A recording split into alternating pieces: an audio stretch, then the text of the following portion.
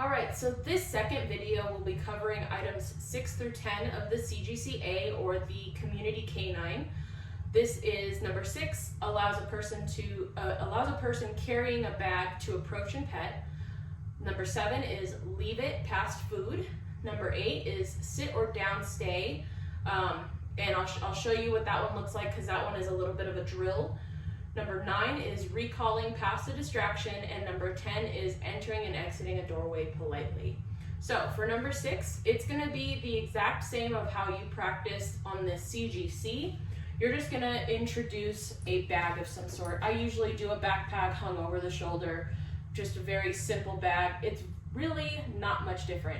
So if you want to know how to practice this at home with a member of your family, you can look back at the CGC video and it'll demonstrate how to practice this at home. And really all you need to do is introduce a bag. It's not much different.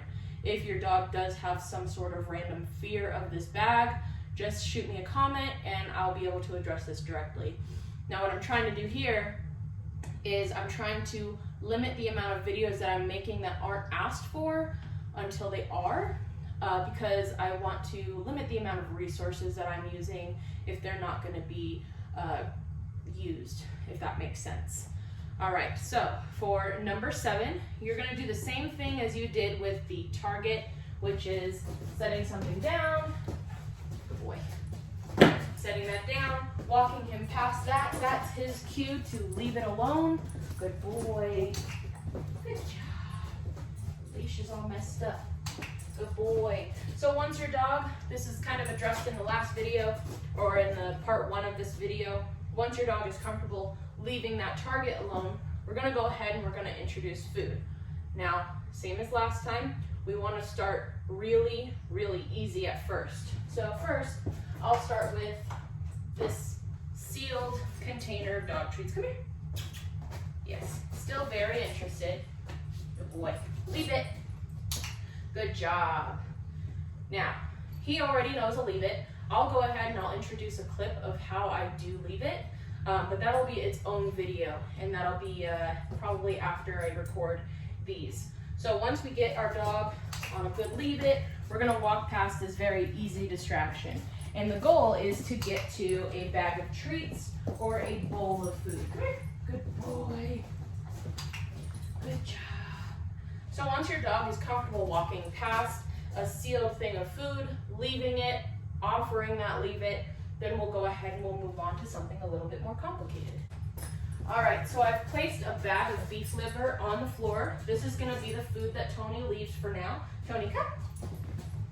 And all we're doing is we're keeping our dogs focused on us. Just like with the toy, if your dog is having trouble leaving the food on the ground, you can use a food lure to keep them focused on you, because that lure can eventually be faded out. Good boy. Good job. Good boy. And this can be practiced alongside with item number 2. I typically tend to mix my items so that the test can go by a lot smoother. So a lot of these items can be practiced and tested together.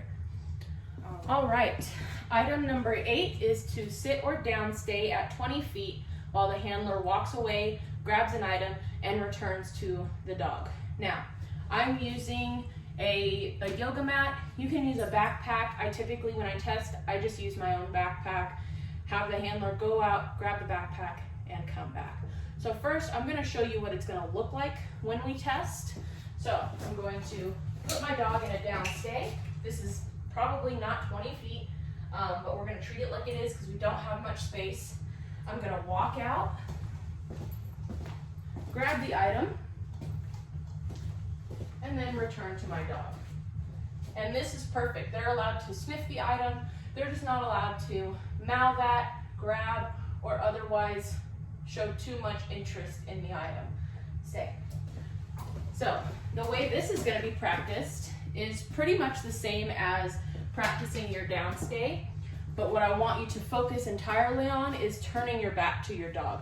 A lot of the times our dogs break their stays when we turn our backs to them because they assume we're not paying attention or they simply just don't see our engagement. Tony, come here. Good boy. Sit.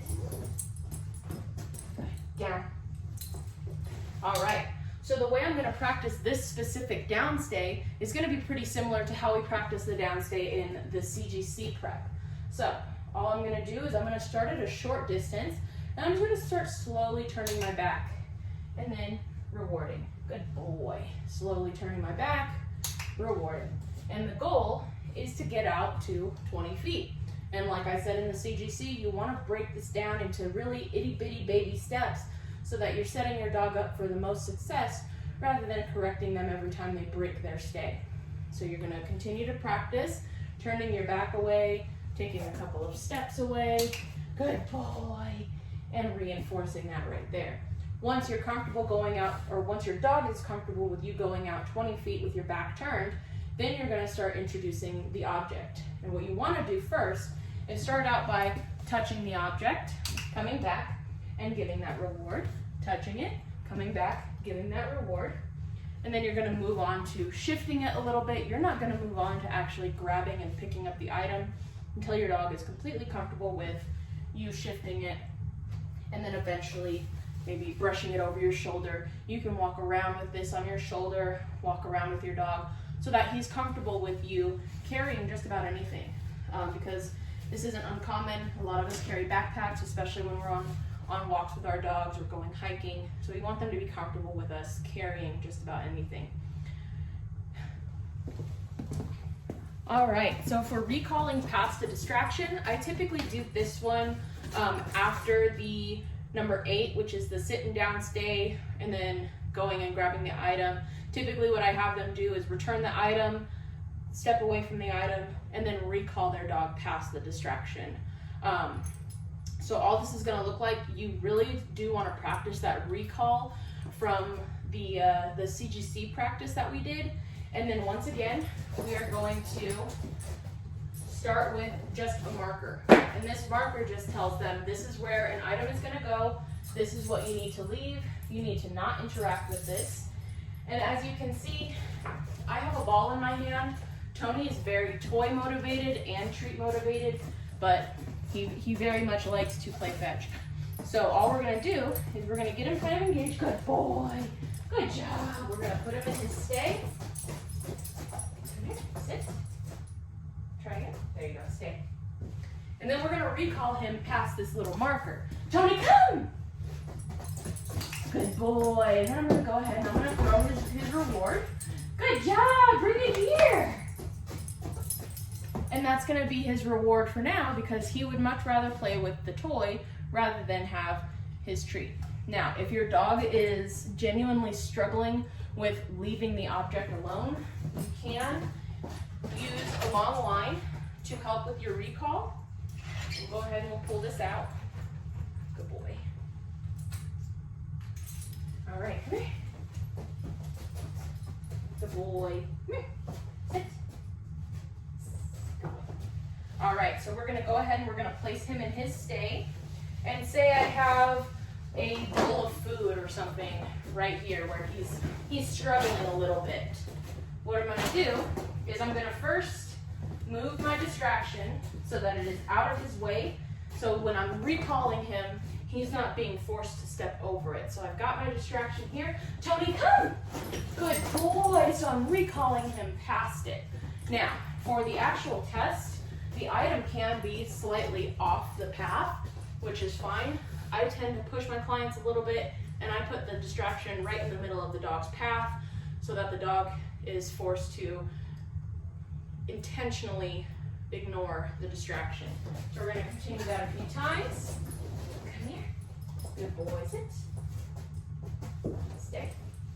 Now, for my distraction, I'm going to go ahead and I'm going to go back to using these beef liver treats. Stay. And I'm going to kind of allow him, I'm going to keep my line on him just in case. I'm going to use my ball as a reward, and then I'm going to recall him to me past this bag of treats. Again, just like the last leave it drill, you want to start with a very easy item to leave before moving on to something more difficult like beef liver. Tony, come! Good boy! Good job! And notice how he looked at it, but he continued to come towards me. That's exactly what I want. And then again, just like Tony right now, he's really interested in playing fetch. We can do this back and forth because he's kind of forced to be more engaged in the game rather than the food that's on the ground. All right, so for item number 10, Tony got a little bit tired. He's a little tuckered out, so we're gonna go ahead and we're gonna switch back to the OG. For number 10 is entering and exiting a doorway politely. You first wanna start with your dog in heel side position. So there's 3 ways that you can do this. You can send your dog through and then walk in after them. You can walk through together, or you can put your dog into a stay, walk through, and then call your dog to you. I prefer the last 2, but I much prefer the walking through together so that you can, it's just more ideal. If you were to walk into a store, it's more ideal to walk through together than to send your dog through or have your dog stay and then call them through. So I like to keep it as realistic as possible. So we're gonna be using this door as an example. So Cersei's gonna be using a verbal marker, same thing with a clicker. I'm gonna first start by putting my dog into heel side position. Yes, good girl. And then I'm gonna start out by touching the door. Yes, good job. And just like every other test item, you wanna break it down into baby steps. Good girl. Because a lot of the times our dogs get really excited when we go to doors because most of the time they're allowed to go through as well. So once my dog is comfortable, I'm gonna go ahead and move her over a little bit. Good girl, sit. Good. Once my dog is comfortable with me touching the door, I'm gonna go ahead and move on to the door handle. Good job. Good girl. And what this does is this reinforces them waiting until you either give permission for them to go through or you walk through together. Good job. Good girl. So now she's interested in the door opening, but she's more interested in what I've got to offer as far as treats go, which, like I said before, treats can be faded out. Good job. So now we're gonna go ahead, we're gonna go push the door all the way open. Yes, good girl. And I'm just gonna sit here and I'm gonna reward her while we stay here with the door open so that she doesn't learn to rush through the doorway. It's okay if she shows a little bit of curiosity like she did there, but it's mostly just this door open, where are we going? So now that my dog is comfortable with the door opening, I'm gonna actually walk her away. Come. Good girl. And then I'm gonna go ahead and walk through in a heel. Yes, good job. And I'm gonna walk back out with my dog. Cersei, come here. What are you doing? You've lived here for like 3 years, 2 years. Good girl. All right. So I'm gonna continue that pattern, walking back and forth in and out of this doorway until my dog doesn't even recognize that it's a doorway. I mean, of course they recognize that it's a threshold, but mostly that an open doorway doesn't mean that she walks through without her handler. So I'm gonna do this a few more times. Good girl, walk out, come on. Good job. Sit, wait. All right. And once my dog is comfortable with that pattern, we're gonna go ahead and we're gonna start putting everything together. So what I like to do is I like to have the handler open the door, wait, and then walk through. Good girl.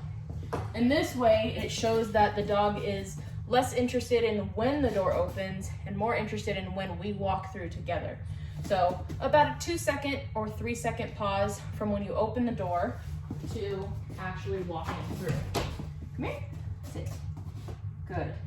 So open the door, wait, 1, 2, 3, walk through. Good girl. And then walk back out. You can close the door behind you. I personally don't require it, but it does look good.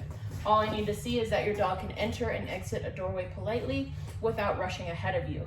Now, in the example of leaving your dog, sit. This one I like to train as well because it comes in handy when going through TSA or other security lines. I'll go ahead and I'll just start with the door open. I'll put my dog into a stay. You're practicing that stay just like you did with the CGC and then with the like number 5 and other stay portions of the CGCA. So same thing here, we're gonna put our dog into a stay, walk through, wait, 1, 2, 3, call your dog. Good girl, come here. Good. and that's how you can enter and exit as well. I personally don't like to go this send through route because it's a little bit more difficult to teach your dog to go out, stop, wait, and then wait for you to come through. It's much easier to put your dog into a stay or to walk through with your dog. And if you have any questions on practicing at home, if I didn't cover anything, go ahead and shoot me a message on Facebook or send me a text message, or even just leave it in the comments and I'll try to address it as much as I can.